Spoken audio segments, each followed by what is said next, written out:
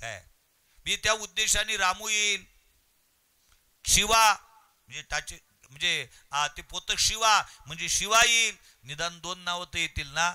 बरोबर केलं, त्या बुड्याच लक्ष गेलं तिकडे. त्यांनी बोलण्याकरता सुरू, ओ काट्यात रामू गेला, सुतळी आणा टाके घाला, त्याच्यात शिवा गेला. ना शिवा ना रामू, काहीच नाहीत. इतकं सोपं नाही येते, अनंत जन्माची पुण्य लागते. नाथमा ज्ञानोबा फार सुंदर बोलतात ज्ञानेश्वरीमध्ये, जयाच्या वाचे पुढा भोजे, अखंड नामनाच तसे माझे, ते जन्मसहस्त्री ओळखीजे, एक वेळ मुखाशी यावया. भगवंताचं नाव एक वेळ मुखात येण्याकरता अनंत जन्माची पुण्य लागते. आणि असे काही भाग्यवान महात्मे असतात ज्यांच्या मुखामध्ये अखंड नामचिंतनाची साधना असते, जन्मोजन्मीची पुण्य आहे त्याची. मग त्याला म्हणता येत नव्हतं राम, त्याचं पाप आडवं येत होतं. आता ते नारद आहेत, नारदांनी सांगितलं बाबा तुला म्हणता येत नाही, मग तुला काय म्हणता येते? म्हणले हाना, जन्मभर याचाच अभ्यास केला. म्हणले जमत नाही. अधिक काय येते? म्हणजे ठोका.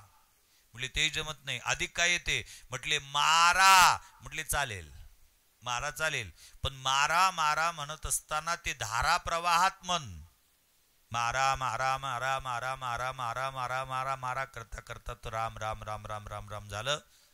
आणि इतकी तंद्री लागली चिंतनाची. मी एक वाक्य बोलतोय पहा, ज्याचा पूर्वाश्रम पापाचरणाचा आहे, ज्यांनी ताकदीने पाप केलं ना, त्याला ज्या दिवशी पश्चाताप होतोत ना, पश्चातापानंतर ती व्यक्ती ज्या वेळेला पुण्य करायला लागते त्यावेळेला त्याच्या पुण्याची गती सुद्धा तितकीच तीव्र असते. मी माफी मागून बोलेल, पण वस्तुस्थिती सांगेल. परंपरागत परमार्थ करणाऱ्या पारमार्थिकाचा परमार्थ पहा, आणि पूर्वाश्रम ज्याचा पापाचरणाचा आहे त्या व्यक्तीला पश्चातापानंतर त्याचा परमार्थ पहा, आमूलाग्र परिवर्तन दिसते.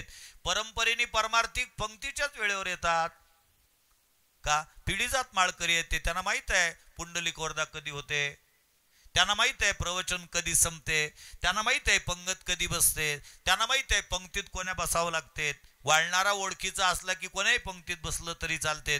त्यांना सगळ्या गोष्टी माहित असतात.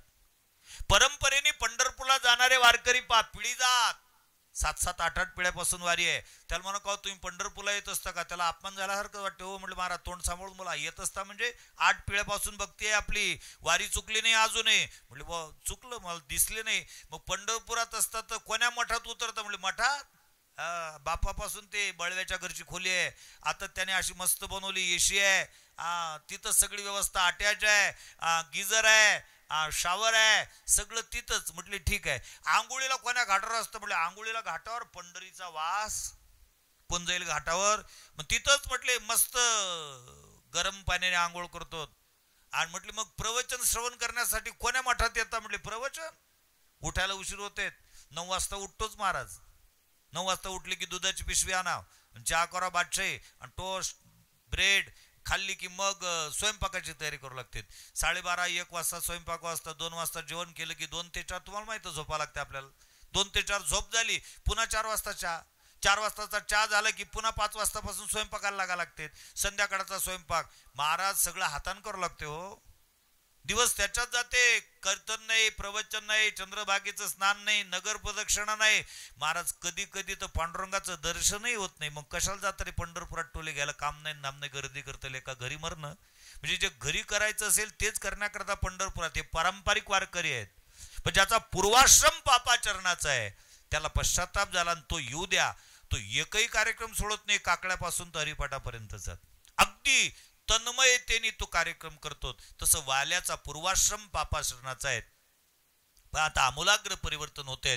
राम नामाच्या मंत्राची दीक्षा नारदा करवी मिळते. आणि एक वाक्य सांगतो पहा, मंत्र दीक्षा ही अत्यंत महत्वाची मानल्या जाते. मंत्र दीक्षेद्वारा मानवी जीवनाचा उद्धार होत असतो. पण मंत्र दीक्षेच्या द्वारा मानवी जीवनाचा उद्धार होण्याकरता त्या साधकाच्या साधनेची तीव्रता त्या साधकाला साध्यापर्यंत पोहोचवण्याकरता कारणीभूत होत असते. तो साधक किती तीव्रतेने त्याची साधना करतो त्याच्यावर त्याचा उद्धार अवलंबून असतो. वारकरी संप्रदायामध्ये नामचिंतनाचं महात्म्य सांगत असताना त्यात प्रामुख्याने तुम्हाला काही शब्द दिसतील. अखंड, सतत, अनश्रुत, अनवरत, अखंड. अर्थात हे एकार्थवाचक शब्द आहेत. सतत, सततं कीर्तयन्तो माम यतन्तश्च दृढव्रतः नमशन्तश्च मां भक्त्या नित्ययुक्ता उपासते सदा नाम घोष. करू हरिकथा तेने सदा चित्ता समाधान. नामचिंतन ही सदा, त्याच्यामुळे समाधान ही सदा. आमचं चिंतन कदा कदा, आणि म्हणून आम्हाला समाधानही कदा कदा. सदा कसं भेटेल? परंतु संतांचं नकळे, तुकोबाराची नाट खूप सुंदर आहे. नकळे दिवस की राती, नकळे निवास की राती, आनंद लहरी अखंड लागली शे ज्योती, अखंड लागली शे ज्योती, आनंद लहरीची गती, आनंद लहरीची गती. वर्णो मी किती तया सुखा, तुझ लागली सकळ चिंता, तुझ लागली सकळ चिंता, तुझ लागली सकळ चिंता, तुझ लागली सकळ चिंता. नकळी दिवस की राती, अखंड लागली से ज्योती, आनंद लहरीची गती, वर्णुमी किती तया सुखा, तुझ लागली सकळ चिंता. अखंड चिंतन, आसनी शयनी सदा हरीचे चिंतन, गोविंदा आसनी गोविंद शयनी गोविंद त्या मनी, बैसलाशी दिन रजनी हाची धंदा. गोविंदाचे अखंड चिंतन करतायत आणि चिंतन करता करता करता करता अशी परिस्थिती निर्माण झाली. तंद्री लागली, तादात्म्य निर्माण झालं. रत्नाकरच्या अंगावर मुंग्यांनी वारुळ केलं. नारद निघून गेलेले होते. नारदाला कालांतराने स्मरण झालं, त्या जंगलामध्ये आपला एक शिष्य होता सद्यस्थितीत, तो काय करतोय? तो मोबाईलवर ऑनलाईन आहे, फेसबुकवर आहे, चॅटिंग करतोय का भजन करतोय? पाहावं तरी निदान. काय करतोय तो?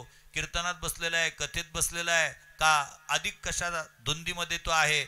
नारद जाऊन पाहतात तर त्या ठिकाणी दिसलाच नाही कोणी. आजूबाजूला पाहिलं तर दिसला नाही.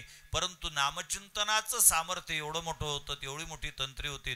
त्या परिसरातील झाडातून, वेलेतून, लतेतून, जुळात, सगळ्याच ठिकाणून रामनामाचा जप निघतोय.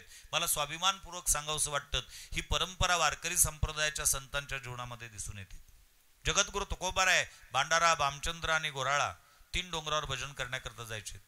पण सकाळी उठले की डोंगरावर जायचे. पण जिजाबाईला सांगून जात नव्हते की आज भांडाऱ्यावर जातो की भामचंद्रावर जातोय की गोराळ्यावर जातोय. निघाले की निघाले भजन करत. जिजाबाईंनी स्वयंपाक करावा, शिदोरी तयार झाल्यानंतर लगेच मोबाईल काढावा आणि तुकाराम महाराजांना फोन करून विचारावं, हॅलो मी बोलते, कोण्या डोंगरावर येऊ, भांडाऱ्यावर की भामचंद्रावर की गोराळ्यावर? अशी व्यवस्था होती का? काहीच व्यवस्था नाही. ना फोन ना काही ना काही. आईसाहेबांनी ती शिदोरी डोक्यावर घ्यायची, देऊच्या बाहेर यायचं आणि 3 डोंगरावर जाण्याच्या वाटा जिथं फुटतात ना, त्या वाटेला कान लावायचा.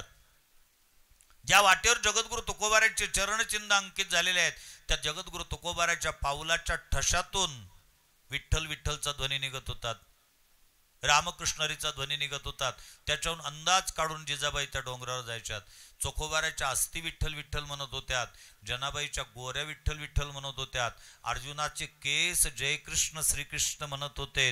आज आमचं तोंड सुद्धा विठ्ठल विठ्ठल म्हणायला तयार नाही. समजा आम्ही प्रवचनात गजर केलाच आणि आवाहन केलं म्हणा, ते म्हणतो तूच म्हण दक्षिणा एकटानेशीन टोल्या आम्हाला घ्यायला लावशील. आम्ही नाही म्हणत. तुकोबारायची खंत आहे, ही माझी नाही. आम्ही गावेन तुम्ही काहीच न म्हणावे, ऐशत्व आम्हा नाही सांगितले देवे. आम्हीच गायचं तुम्ही काहीच म्हणायचं नाही, हे नाही शिकवलं आम्हाला देवाने.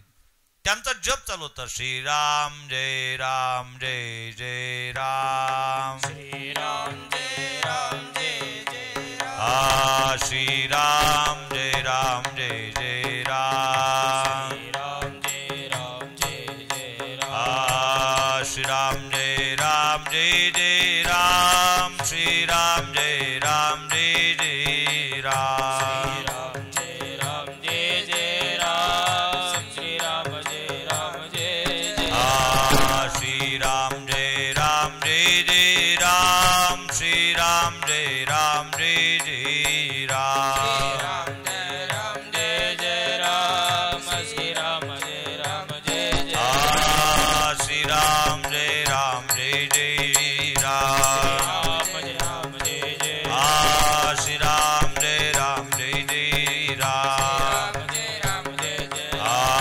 राम जय जय